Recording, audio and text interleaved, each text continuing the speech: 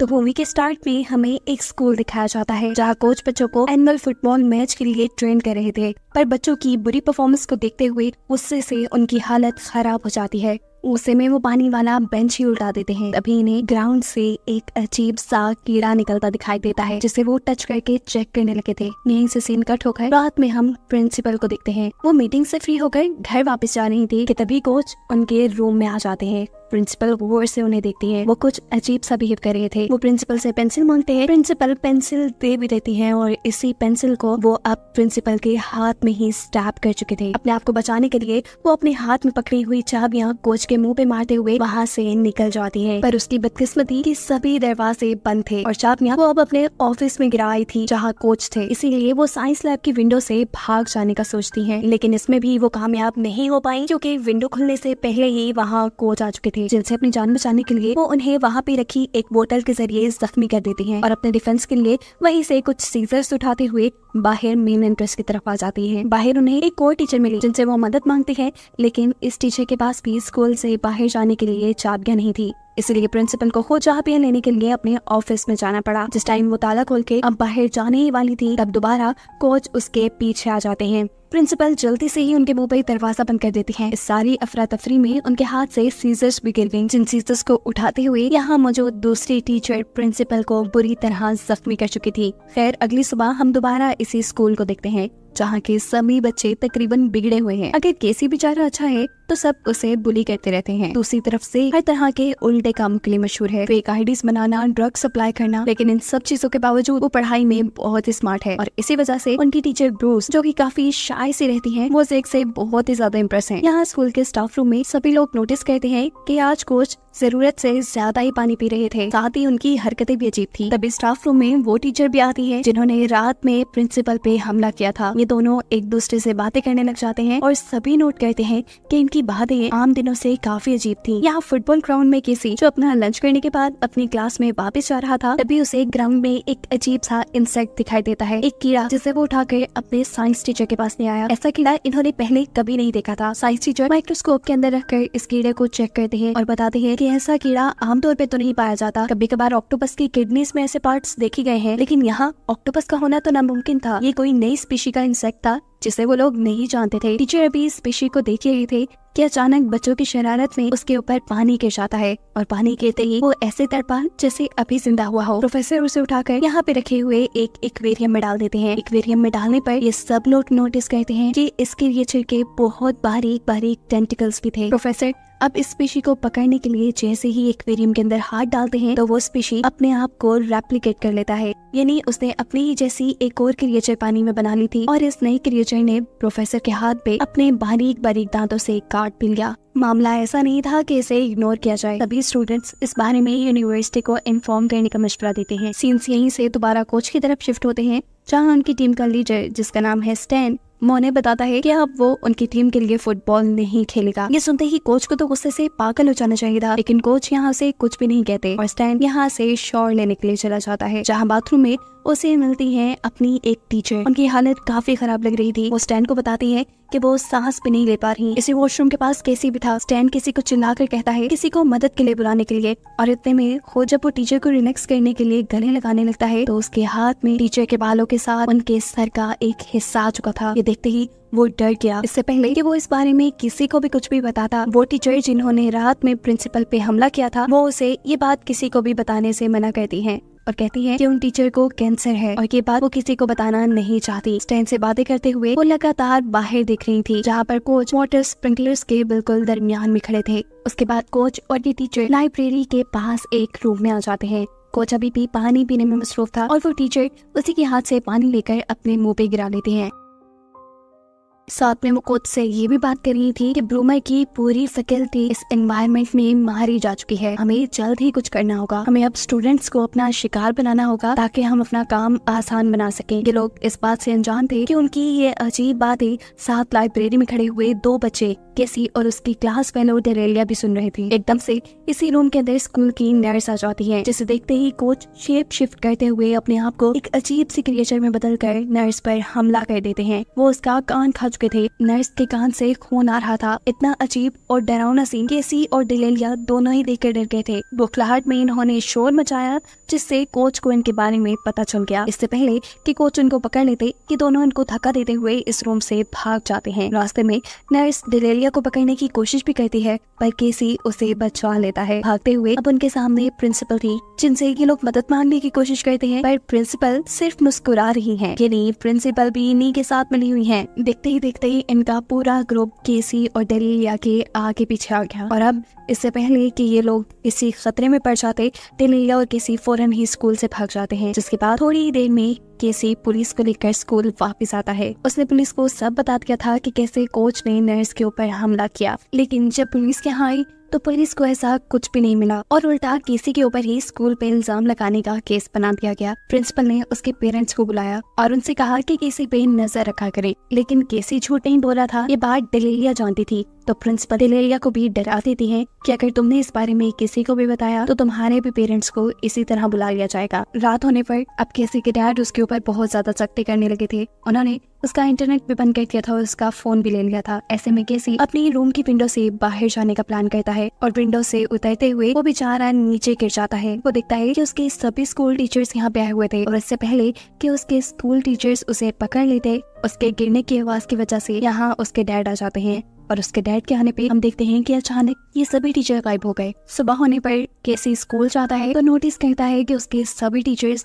बहुत ही ज्यादा पानी पी रहे थे। सबके बिहेवियर भी काफी अजीब थे। यहाँ तक कि एक टीचर तो उन्हें इतनी अजीब असाइनमेंट लिखने को देता है जिसके बारे में ये सोच भी नहीं सकते थे। उन्हें अपने हर जिंदा रिलेटिव की इंफॉर्मेशन लिख के टीचर को देनी थी। साथ स्कूल में एयर चेकअप के लिए एक कैंप भी लगाया गया था और बहुत से बच्चे अपना चेकअप कराने के लिए लाइन में वेट कर रहे थे। केसी की दूसरी क्लास फेलो भी इस कैंप में जाने की जब कोशिश करती है तो प्रिंसिपल दरवाजा बंद कर देती है। उसे ये सब काफी अजीब लगा। कुछ दूर जाने पर उसने ये भी नोटिस किया कि वाटर फाउंटेन के पास भी पानी पीने के लिए बच्चों की लाइंस लगी थी। इन्हीं सब चीजों को केसी भी नोटिस कर रहा था, इसीलिए ये दोनों बात करने के लिए बैठते हैं। केसी उसे पिछले दिन होने वाले सारे वाक्य के बारे में बताता है कि कैसे कोच ने अपना शेप शिफ्ट करके अपने आप को एक अजीब सी क्रिकेचर में बदलकर नर्स पे हमला किया था और उसके बाद नर्स बिल्कुल नॉर्मल हो गई। ये लड़की उसका ये कहते हुए मजाक बना लेती है, अरे क्या तुम एलियंस वाली स्टोरीज कह रहे हो। जवाब में केसी कहता है हो सकता है कि ये एलियंस हो। और ये बात सोचते ही ये दोनों जाते हैं वापस अपनी साइंस लैब में, जहाँ पहली मर्तबा उन्होंने वो क्रिएचर देखी थी।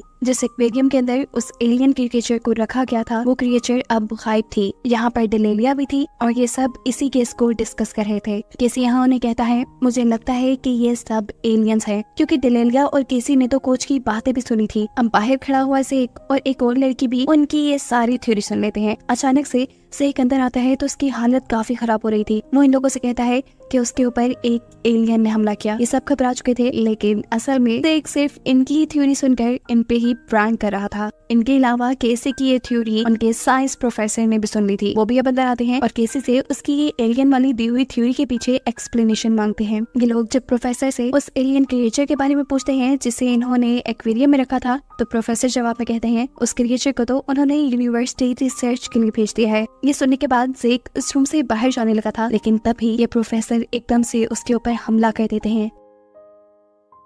उसे बचाने के लिए केसी आगे बढ़ता है, लेकिन उसकी भी गर्दन पकड़कर प्रोफेसर उसे दूर फेंक चुके थे। ये सब लोग जान गए थे कि प्रोफेसर से अब इनकी जान को खतरा होने वाला है, इसीलिए पीछे से यहाँ पास पड़ी हुई एक तलवार उठाकर उससे प्रोफेसर के ऊपर हमला कर देता है। इस हमले में प्रोफेसर की 4 उंगलियां कट चुकी थी, लेकिन हैरानी की बात थी कि उसकी चारों फिंगर्स किसी इंसेक्ट की तरह चलते हुए इन लोगों के ऊपर हमला कर देती है। प्रोफेसर अब जेक के ऊपर हमला कर देते हैं और जेक देखता है कि जहाँ से उनकी उंगलियां कटी थी वहाँ से अजीब छोटे छोटे टेंटिकल बाहर आ रहे थे। साथ में उसके मुंह से वो छोटे छोटे कीड़े भी निकल रहे थे, जो कीड़ा पहले मर्तबा केसी इस लैब के अंदर लेके आया था। अपने आप को बचाने के लिए जेक प्रोफेसर के ऊपर टांग से हमला कर देता है। टांग मारने के साथ साथ जेक ने उसकी आंख में अपनी पेंसिल भी स्टैब कर दी थी। जेक के ऐसा करते ही प्रोफेसर की फिंगर्स, जो कि अब किसी इंसेक्ट की तरह काम कर रही थी, वो जेक के ऊपर हमला कर देती हैं। प्रोफेसर भी उठकर अब जेक को उठाकर एक्वेरियम के ऊपर फेंकते हैं। इतना जोर लगाने की वजह से वो खुद भी एक कदम पीछे होकर एक बेंच से टकरा गए थे।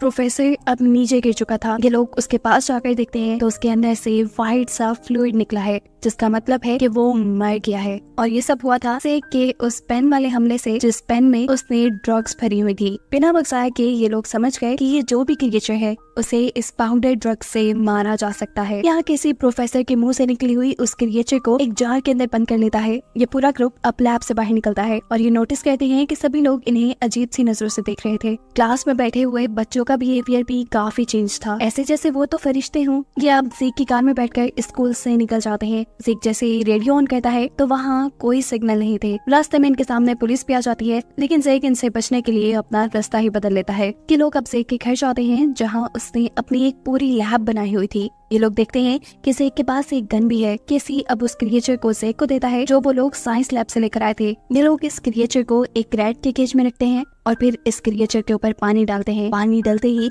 ये क्रिएचर ऐसे एक्टिव हुआ जैसे जिंदा हो गया हो। इसके अंदर से बहुत से टेंटिकल निकल आए, जिन टेंटिकल से उसने रैट के ऊपर हमला करके उसे अपने काबू में किया और बाद में उसके कान से उसके अंदर चला गया। यानी रैट अब उस क्रिएचर से इन्फेक्टेड हो चुका था। ज़ेक अब इसके बाद रैट को मारकर उसका डायसेक्शन करता है और देखता है कि वो क्रिएचर अभी भी रैट के अंदर ही थी। इन्होंने एक थ्योरी निकाली कि ये एलियन क्रिएचर खुद से जिंदा नहीं रहते, बल्कि ये एलियन क्रिएचर किसी दूसरे की बॉडी में जाकर उसे पूरी तरह कंट्रोल कर लेते हैं। थोड़ा और रिसर्च करने पे ज़ेक को ये बात भी पता चली कि इन्हें जिंदा रहने के लिए ज्यादा मॉइस्चर की जरूरत है। लेकिन जैसे ही इस क्रिएचर को ड्राई एनवायरनमेंट मिलेगा ये मर जाएगा। जिस तरह हमने प्रोफेसर को ड्रग्स दिए उसे ड्राई एनवायरनमेंट मिला और वो मर गया। यहाँ खड़ी हुई दूसरी साथी उन्हें आइडिया देती है कि अगर तो ये सभी एलियन क्रिएचर पैरासाइट है तो जरूर इनकी एक एलियन क्वीन भी होगी जिनके साथ ये सभी कनेक्टेड होंगे, और अगर हम क्वीन को ही मार दे तो सभी के सभी पैरासाइट्स खुद ब खुद मर जाएंगे। ये सब तो पता चला ही लिया था, लेकिन अब मसला ये था कि आगे इन्हें करना क्या था। ये सबको मारते कैसे, इन्हें कैसे पता चलता कि कौन इन्फेक्टेड है कौन नहीं, क्योंकि पैरासाइट तो लोगों के अंदर है। अब ये भी तो हो सकता था कि उनका अपना ग्रुप ही इन्फेक्टेड हो। इसीलिए ज़ेक कहता है कि इन सबको उनकी ड्रग्स इनहेल करनी होगी। सबसे पहले ये काम केसी ने किया। अब अगली बारी थी ज़ेक की। ज़ेक अपनी ड्रग्स लेने से मना कर देता है। इन सबको लगा कि वो इन्फेक्टेड है, इसीलिए स्टैन जो उनके ग्रुप का मेंबर था वो उसके ऊपर उसी की बंदूक टांग चुका था। ऐसे ज़ेक और ज़ेक के बाद स्टेन दोनों ही ड्रग्स कर लेते हैं। इसके बाद सारी लड़कियां भी ड्रग्स कर लेती हैं और जब बारी आती है डेरेलिया की तो वो ड्रग्स के पेन को गिरा चुकी थी और यहाँ रिवील होता है कि असल में वो भी इन्फेक्टेड हो चुकी थी। वो अपने पास पड़े स्टैंड को धक्का देकर नीचे गिरा देती है और अपनी जान बचाने के लिए यहाँ केसी ज़ेक की गन उठा लेता है, लेकिन उसके अंदर इतना हौसला ही नहीं था कि वो ये गन चला देता। तभी केसी के हाथ से उसकी दूसरी क्लास फेलो गन लेकर डेलाइला के ऊपर शूट करना शुरू कर देती है, लेकिन किसी भी हमले का उस पर कोई असर नहीं था। वो यहाँ सारी लैब को डिस्ट्रॉय कर चुकी थी, जिसके बाद वो यहाँ से भागने में भी कामयाब हो जाती है। ये सभी लोग उसे मारने के लिए भागते हैं, लेकिन वो टैक्सी लेकर यहाँ से चली जाती है। ये लोग जानते थे कि डेलिया जरूर स्कूल ही जाने वाली होगी, इसीलिए ज़ेक अपने पास बची हुई सारी ड्रग्स को लेकर स्कूल की तरफ निकल आता है। स्कूल में एनुअल फुटबॉल मैच चल रहा था, इसीलिए वहाँ सब इकट्ठे थे। इन्हें मालूम था कि ये एलियंस आज ही अपने पैरासाइट्स यहाँ लोगों के अंदर फैलाएंगे और फिर सभी को आहिस्ता आहिस्ता अपने कंट्रोल में कर लेंगे। ये लोग स्कूल की जिम में इकट्ठा होते हैं। इन्हें अब किसी भी तरह क्वीन को ढूंढकर मारना था। सबको लग रहा था कि जरूर प्रिंसिपल के अंदर ही क्वीन होगी, क्योंकि उनके पास अथॉरिटी है। अभी ये लोग बातें ही कर रहे थे कि अचानक प्रिंसिपल यही जिम रूम में आ जाते हैं। पैनिक हुआ से कि यहाँ उनके ऊपर वॉलीबॉल नेट फेंक देता है। ये लोग इससे इन्वेस्टिगेशन करना शुरू करते हैं कि वो इन्फेक्टेड है कि नहीं।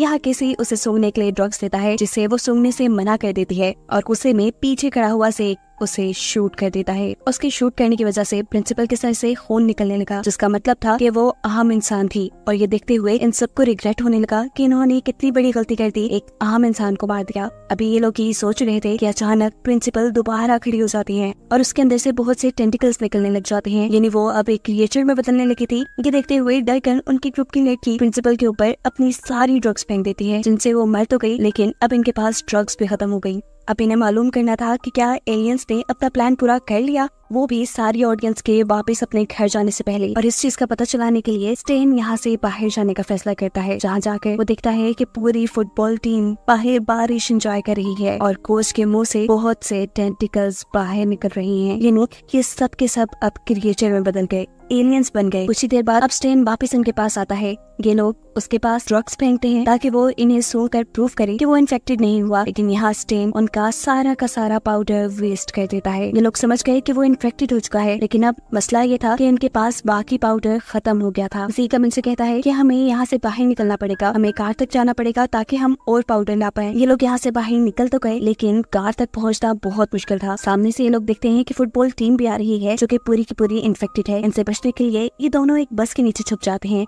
लेकिन ज्यादा देर भी अब ये लोग यहाँ छुप नहीं सकते थे, इसलिए केसी बस से बाहर निकल कर उन फुटबॉलर्स के सामने आ जाता है, जिसे पकड़ने के लिए जब सब उसके पीछे लग जाते हैं तो ज़ीक पीछे से निकलकर अपनी गाड़ी की तरफ चला जाता है। गाड़ी में बहुत ढूंढने के बाद भी उसे अपने ड्रग्स वाले पेन नहीं मिले और इतने में ही यहाँ पर आ गई उसकी टीचर, वो जो उससे बहुत इम्प्रेस थी। वो यहाँ उसे बात करने की कोशिश करती है, बात करने से ज्यादा वो उसे इन्फेक्टेड करने की कोशिश कर रही थी, क्योंकि खुद तो वो एलियन बनी गई। ज़ीक उनसे बचने के लिए अपनी कार में बैठ जाता है, लेकिन अब वो भी उसी की कार में आ चुकी है। आपको बचाने के लिए वो इस कार का एक्सीडेंट कर चुका था और इस एक्सीडेंट के दौरान उसके डैशबोर्ड से थोड़े से ड्रग्स के पेन निकल आते हैं, जिन्हें वो लेकर कार से बाहर आ जाता है। शुक्र था कि इस एक्सीडेंट में उसे ज्यादा चोट नहीं आई, लेकिन उसकी टीचर, उसका तो सर ही बॉडी से अलग हो गया था। अब टीचर का सर अपनी बॉडी को ढूंढने के चक्कर में ज़ीक को छोड़ देता है। ज़ीक की जान बच जाती है, जबकि दूसरी तरफ हम देखते हैं कि केसी इन फुटबॉलर्स से अपनी जान बचाने के लिए एक बस के अंदर चढ़ गया, जहाँ पर उसका सामना हुआ डेलियन गया से, यानी उसकी वही क्लास फेलो जो इन्फेक्टेड होकर उनके पास से भाग गई थी। सारे फुटबॉलर्स भी इस बस की विंडोज तोड़ते हुए बस के अंदर आने की कोशिश में लग जाते हैं और केसी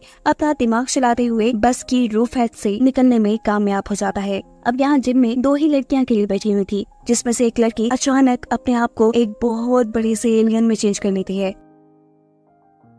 उसे एलियन बनता देखकर दूसरी लड़की बुरी तरह डर गई और ये एलियन उन्हें बताती है कि जिस पैरासाइट क्वीन को तुम इधर उधर ढूंढ रहे थे वो मैं ही हूँ। इससे पहले कि अब वो इस लड़की के ऊपर हमला कर देती, केसी यहाँ पर आ जाता है। वो अपनी फ्रेंड को लेकर यहाँ से भागता है, जबकि एलियन अपनी ताकत बढ़ाने के लिए स्विमिंग पूल में जंप कर देती है। अब अपना बड़ा सा टेंटिकल निकालते हुए उसने दूसरे साथी के ऊपर भी हमला कर दिया था। इससे पहले कि वो उसे मार खाती, केसी पानी के अंदर जंप करता है और उस लड़की को बचाने में कामयाब हो जाता है। अब ये एलियन अपनी इंसानी शक्ल में उनके सामने आ जाती है। ज़ीक को समझ नहीं आ रहा था कि अगर ये लड़की इन्फेक्टेड थी, एक एलियन बन चुकी थी, तो वो उनका ड्रग वाला टेस्ट कैसे पास कर पाई। तब ये लड़की बताती है उसने पेन को नीचे से खोल दिया था, जिससे सारी ड्रग नीचे गिर गई और उसने ड्रग सूंघने का सिर्फ एक ड्रामा किया। ये बात सुनते ही ज़ीक अब अपने ड्रग वाले पेन से उसे मारने की कोशिश करता है, लेकिन पीछे से उसकी दूसरी पार्टनर उसका हाथ पकड़ लेती है और इन्हें मालूम होता है कि वो भी एक एलियन बन चुकी है। इससे पहले कि ये लड़की ज़ीक के ऊपर हमला कर देती, पीछे से केसी आकर एक ब्लैक कपड़े पहनी हुई लड़की को पीछे ले जाता है और तब पहली मर्तबा हम उसके मुंह से टेंटिकल निकलते हुए देखते हैं। केसी अब उसे एक रूम में लॉक कर चुका था, जबकि दूसरी तरफ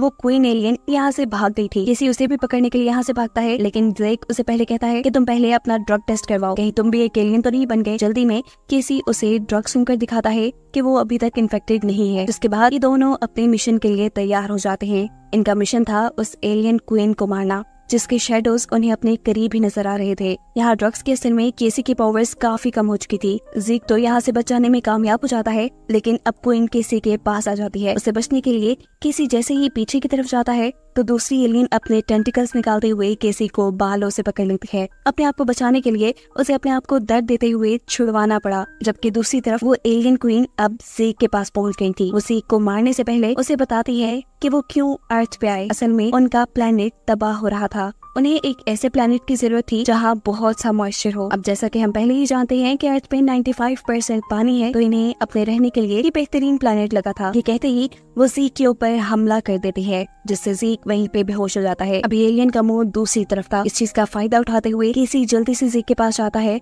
और उसके हाथ में पकड़े हुए ड्रग्स के पेन अपने हाथ में लेकर छुप जाता है। वो जानता था कि अब ये एलियन उसके ऊपर हमला करने के लिए जरूर आएगी, इसलिए वो खुद भी एलियन क्वीन पे हमला करने के लिए तैयार था। लेकिन एलियन क्वीन इस टाइम अपने आप को एक बहुत बड़े एलियन में, एक बहुत बड़ी क्रिएचर में ट्रांसफॉर्म कर लेती है, जिस क्रिएचर के बहुत सारे टेंटिकल्स थे। इन्हीं टेंटिकल्स के जरिए वो यहाँ रखे हुए कैबल्स को उठा उठा कर फेंक रही थी। ऐसे में केसी का बचना भी मुश्किल था। इस टाइम भी वो होशियारी दिखाता है और जल्दी से जिम से बाहर निकलकर वो लीवर दबा देता है, जिसकी मदद से जिम बंद होती थी। अब ये एलियन, जिसे ये बात बिल्कुल मालूम नहीं थी, वो जैसे जैसे आगे बढ़ती है इन लोहे के बने दरवाजों में फंसती रहती है। लेकिन बदकिस्मती से फिर भी केसी बच नहीं पाता और एलियन आखिरी सेकंड में आखिरी दरवाजे से निकलकर उसके ऊपर हमला कर देती है। किसी को शदीद दर्द हो रहा था, उसके मुंह से अब टेंटिकल्स निकलने लगे थे, लेकिन वो हार नहीं मानता और इस वक्त में भी अपने हाथ में पकड़ा हुआ ड्रग वाला पेन इस एलियन क्वीन की आंख में स्टैब कर देता है। ऐसा करते ही एलियन क्वीन मारी गई थी और उसके साथ ही उसके मुंह का दर्द भी खत्म हो गया, क्योंकि जो पैरासाइट एलियन क्वीन ने उसके अंदर डाले थे, एलियन क्वीन के मरते ही वो भी मर गए। अब केसी फौरन जाकर अपनी दूसरी शादी को चेक करता है। उसके अंदर मौजूद एलियन पैरासाइट भी मारा गया था, वो भी नॉर्मल हो चुका था और साथ ही साथ ज़ेक भी। यानी ज़ेक और केसी ने इतनी मेहनत के बाद ये जंग जीत ली थी। उन्होंने एलियन से ये दुनिया बचा ली थी। सीन कट होकर 1 महीने बाद का सीन दिखाया जाता है, जहाँ अब स्कूल में सब कुछ नॉर्मल है। ज़ेक और केसी को सब लोग नेशनल हीरोज की तरह मान रही हैं, क्योंकि उन्होंने इस दुनिया को इतनी बड़ी मुसीबत से बचा लिया है। उनके मैगजीन दिखाते हुए ये कहानी यहाँ खत्म हो जाती है।